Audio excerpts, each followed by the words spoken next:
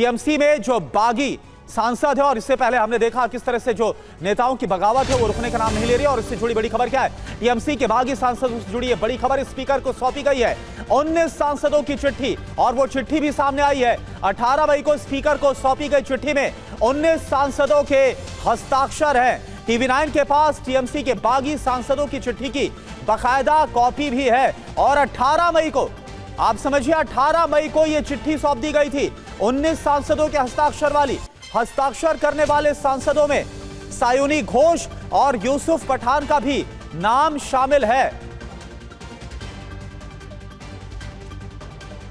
और रजनीश रंजन इस वक्त हमारे साथ जुड़ने वाले इस पूरी खबर को लेकर, लेकिन आपको दिखा रहे एक एक करके वो नाम आप देख लीजिए जो 19 सांसद है जिन्होंने लोकसभा स्पीकर को बकायदा ये चिट्ठी सौंपी थी। और टीवी9 के पास टीएमसी के बागी सांसदों की ये चिट्ठी है। और सबसे बड़ी बात यह कि इसमें सायुनी घोष और यूसुफ पठान का भी जो नाम है वो सामने है।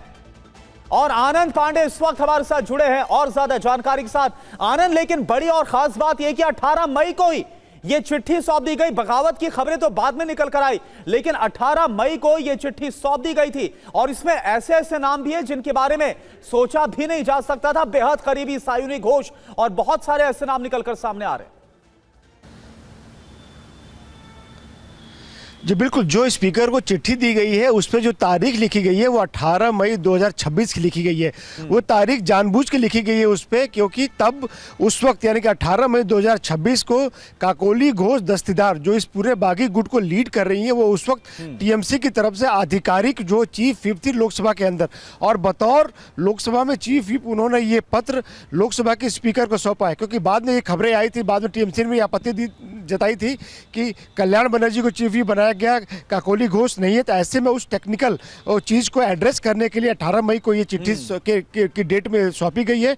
और कल्याण बनर्जी को जो टीएमसी ने चीफ व्हिप बनाया था, काकोली घोष को हटा के उसकी जो चिट्ठी स्पीकर को 20 तारीख को सौंपी गई थी।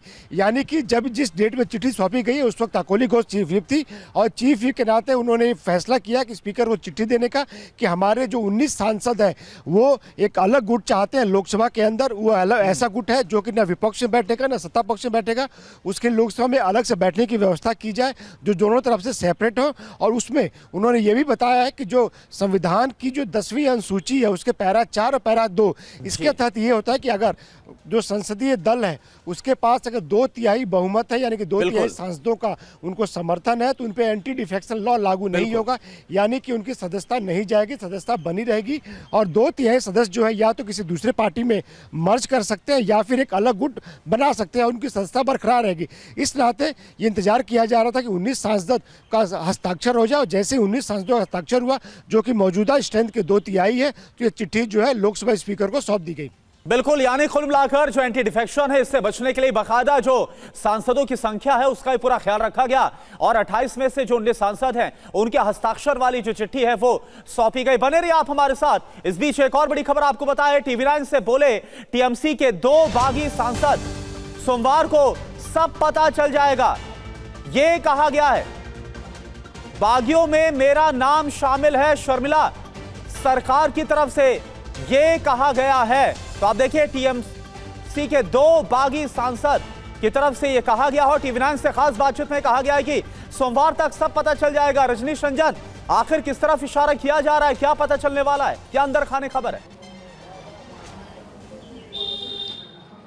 देखिए, शर्मिला सरकार हो, जून मलिया हो या अरूप चक्रवर्ती हो, और भी कई सांसद हैं जिनके नाम 19 लोगों के नाम हम लगातार अपने दर्शकों को दिखा रहे हैं। उनमें से अधिकतर लोगों से मेरी आज बात हुई है और सामने कैमरे पे वो लोग नहीं आ रहे हैं, लेकिन फ़ोन पर उनकी ओर से जो जानकारी दी गई है सीधे सीधे उन्होंने कहा है कि हाँ वो डिफेक्ट कर रहे हैं, वो रिबेल ग्रुप में शामिल हो चुके हैं और बहुत जल्दी आधिकारिक तौर पर ये सारी चीज़ें सामने आ जाएंगी। इस वक्त हम सायनी घोष के घर के बाहर हैं और ये एक बहुत चर्चित नाम है और बहुत चौंकाने वाला नाम है, क्योंकि जिस 22 मई की चिट्ठी का हवाला दिया जा रहा है, 22 मई को अगर इन्होंने अपना हस्ताक्षर किया था, लेकिन उसके बाद से लगातार ये सोशल मीडिया पर ममता बनर्जी के साथ नज़र आ रही थी, ममता बनर्जी के तमाम ट्वीट्स को रिट्वीट कर रही थी और कुछ ट्वीट इन्होंने बीजेपी के खिलाफ भी किए थे। तो अचानक इनका नाम सामने आया है, ये बहुत ज़्यादा चौंकाने वाला है।